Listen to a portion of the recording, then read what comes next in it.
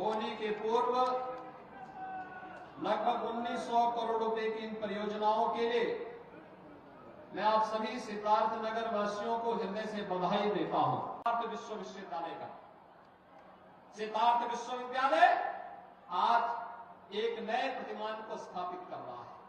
सरकार ने उसको पूरा पैसा दिया है। वहां अब नए नए पाठ्यक्रम प्रारंभ हो चुके हैं। अब एक नई पहचान के साथ सिद्धार्थ विश्वविद्यालय अपने आप को आगे बढ़ा रहा है। तो हर घर नल योजना, स्वच्छ भारत मिशन यहां के बच्चों की बीमारी को पूरी तरह समाप्त करके यहां के लोगों को एक नया जीवन दे रहा है। माधव बाबू के नाम पर स्थापित माधव प्रसाद त्रिपाठी मेडिकल कॉलेज सिद्धार्थ नगर की एक नई पहचान बन रहा है।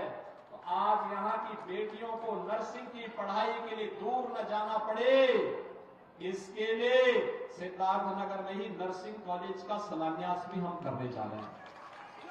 अभी जो कार्यक्रम हुआ है ना, इसमें नर्सिंग कॉलेज का शिलान्यास भी आपके सिद्धार्थ नगर जनपद के लिए।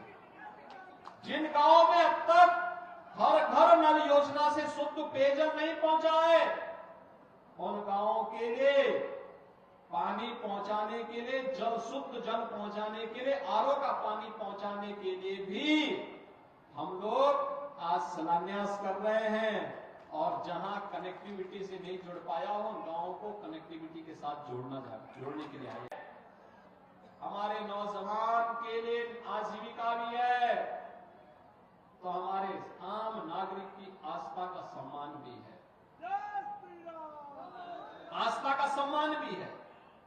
आप सोचिए, 500 वर्षों का इंतजार समाप्त किया ना, अयोध्या में राम मंदिर का निर्माण हुआ ना, रामलला का विराजमान हो गया है ना। आप मुझे एक बात बताओ, कितने लोग गए क्या? सिद्धार्थनगर जनपद के काफी लोग जा चुके हैं।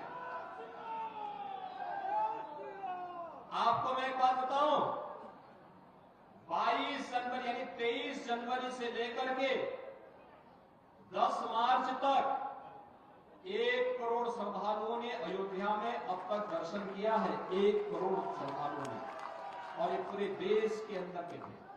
हम लोगों ने उत्तर प्रदेश वासियों से कहा था, पहले देश के लोग करेंगे, फिर उसके बाद में हम लोग करेंगे। और दर्शन वहां पे आज भी हो रहा। कल मैं अयोध्या में था, लाखों लोग आ रहे हैं, दर्शन कर रहे हैं। अब आप लोग भी जाइए, दर्शन करके।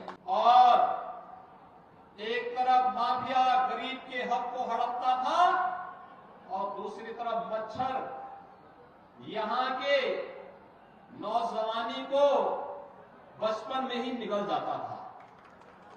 इंसेफ्लाइटिस से सबसे अधिक पीड़ित कोई जनपद था, उनमें से सिद्धार्थ नगर जनपद भी एक था।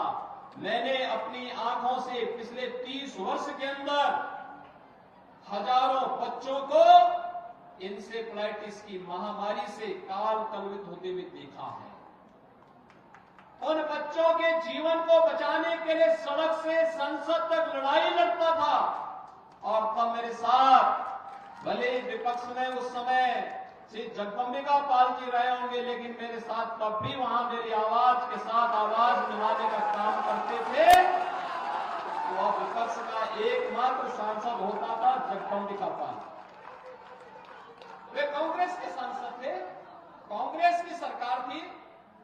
कांग्रेस की सरकार के खिलाफ मेरा प्रस्ताव था, और उस सदन में एक व्यक्ति अपनी सरकार के खिलाफ खड़ा होकर के यहाँ की मासूमों को बचाने के लिए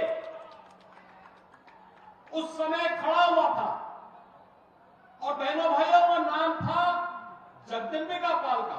पूरा सदन खोचक था कि मैं तो विपक्ष में था ही, लेकिन मेरे स्वर में स्वर मिलाने का काम कोई एक सांसद कर रहा है, तो वह जगदम्बिका पाल कर रहा है। और बहनों भाइयों, आज जब हम लोग आज कह सकते हैं कि सिद्धार्थनगर जनपद अब इंसेफ्लाइटिस से मुक्त हुआ, बीमारी समाप्त हुई, इसके बहुत सारे कारण हैं। हमने मच्छर भी समाप्त किया, माफिया भी समाप्त किया। और जब मच्छर और माफिया समाप्त होता है, तो बीमारी भी समाप्त होती है और बीमारू राज्य की श्रेणी से, बीमारू जनपद की श्रेणी से उभर करके, आकांक्षात्मक जनपद की श्रेणी से उभर करके आपका जनपद भी विकसित जनपदों की श्रेणी में आकर के खड़ा हो चुका। लोकतंत्र हमारी संजीवनी, गणतंत्र आधुनिक भारत की जननी, लोकतंत्र जिसमें बस्ती बढ़ती, जन जन की आशा। देखिए